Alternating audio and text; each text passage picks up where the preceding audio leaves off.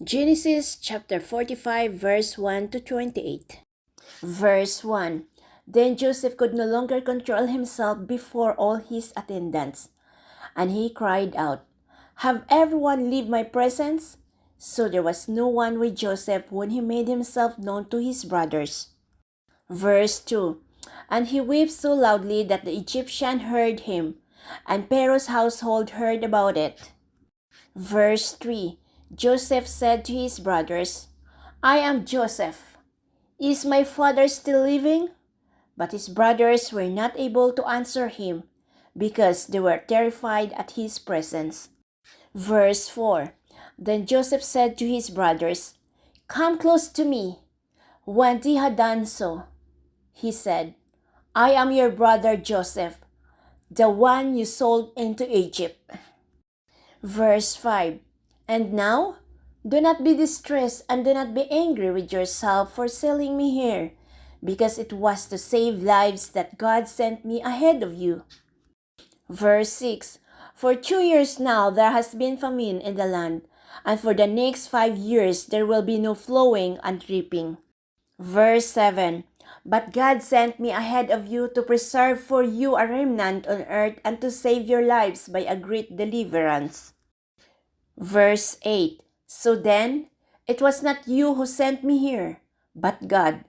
He made me father to Pharaoh, lord of his entire household and ruler of all Egypt. Verse 9. Now hurry back to my father and say to him, "This is what your son Joseph says. God has made me lord of all Egypt. Come down to me, don't delay." Verse 10. You shall live in the region of Goshen and be near me, you, your children and grandchildren, your flocks and herds, and all you have.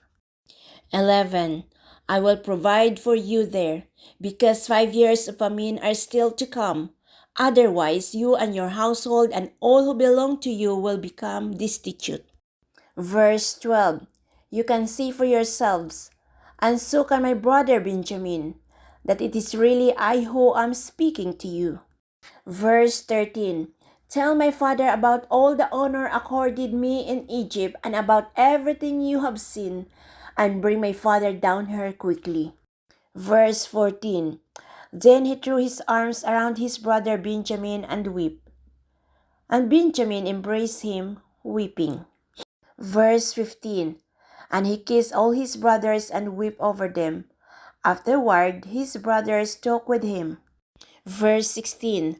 When the news reached Pharaoh's palace that Joseph's brothers had come, Pharaoh and all his officials were pleased.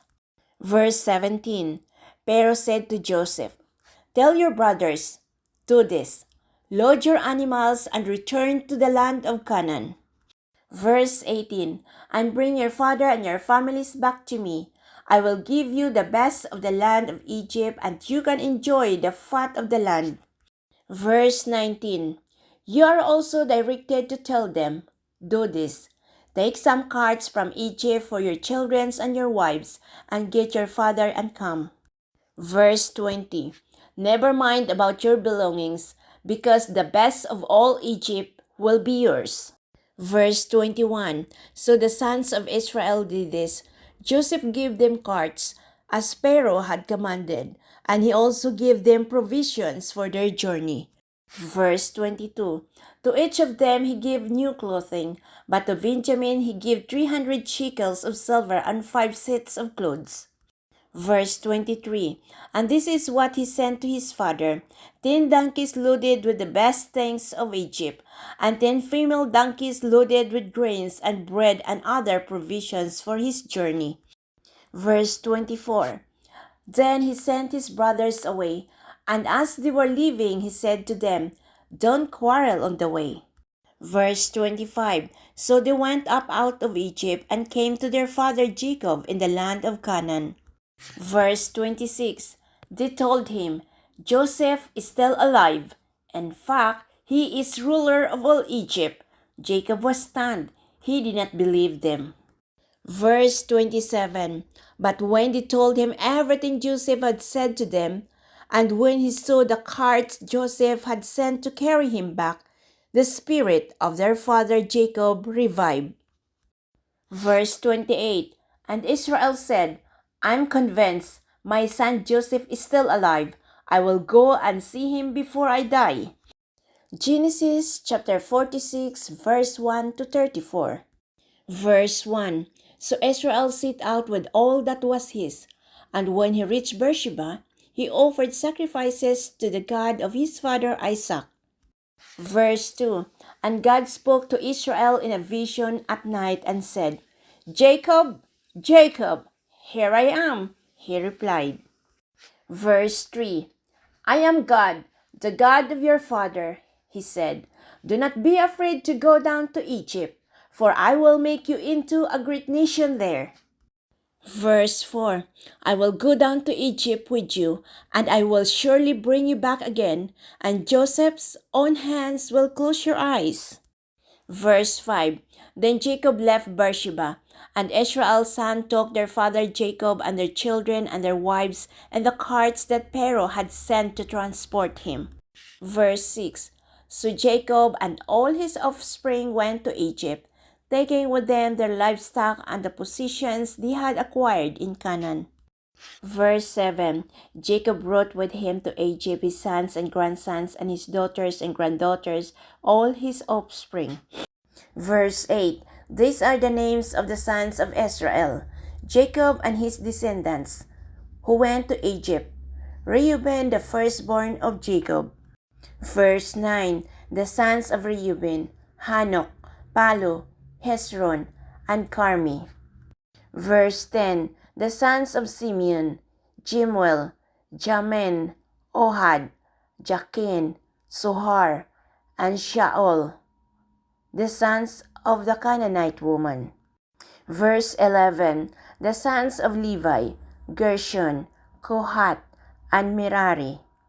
Verse 12, the sons of Judah, Onan, Shelah, Perez, and Sirah. But and Onan had died in the land of Canaan. The sons of Perez, Hezron, and Hamul. Verse 13, the sons of Issachar, Tola, Puah, Jashub, and Shimron. Verse 14, the sons of Zebulun, Sered, Elon, and Jalil. Verse 15, these were the sons Leah bore to Jacob in Padan Aram, besides his daughter Dinah. These sons and daughters of his were 33 in all. Verse 16, the sons of Gad, Siphon, Hagi, Shoni, Esbon, Eri, Arodi, and Areli. Verse 17, the sons of Asher, Amna, Ashva, Ashvi, and Beriah. Their sister was Sarah.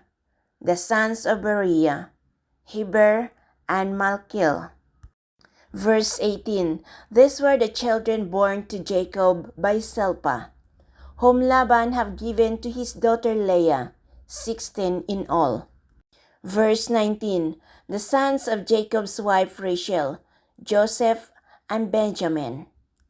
Verse 20, in Egypt, Manasseh and Ephraim were born to Joseph by Asenath, daughter of Potipherah, priest of On. Verse 21, the sons of Benjamin, Bela, Becher, Ashbel, Jerah, Naamam, Ihi, Rosh, Mapim, Hapem, and Ard. Verse 22, these were the sons of Rachel who were born to Jacob, 14 in all. Verse 23, the son of Dan, Hoshim. Verse 24, the sons of Naphtali, Jesiel, Guni, Jezer, and Shillim. Verse 25, these were the sons born to Jacob by Bilhah, whom Laban had given to his daughter Rachel, 7 in all. Verse 26, all those who went to Egypt with Jacob, those who were his direct descendants, not counting his sons' wives, numbered 66 persons. Verse 27, were the two sons who had been born to Joseph in Egypt. The members of Jacob's family, which went to Egypt, were 70 in all. Verse 28. Now Jacob sent Judah ahead of him to Joseph to get directions to Goshen. When they arrived in the region of Goshen. Verse 29.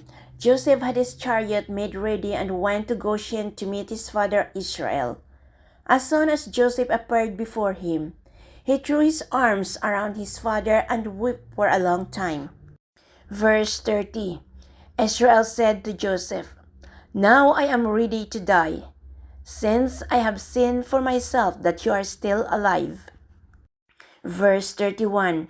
Then Joseph said to his brothers and to his father's household, I will go up and speak to Pharaoh and will say to him, My brothers and my father's household, who are living in the land of Canaan, have come to me. Verse 32. The men are shepherds, they tend livestock, and they have brought along their flocks and herds and everything they own. Verse 33. When Pharaoh calls you in and asks, What is your occupation? Verse 34. You should answer, Your servants have tended livestock from our boyhood on, just as our father did. Then you will be allowed to settle in the region of Goshen, for all shepherds are detestable to the Egyptians.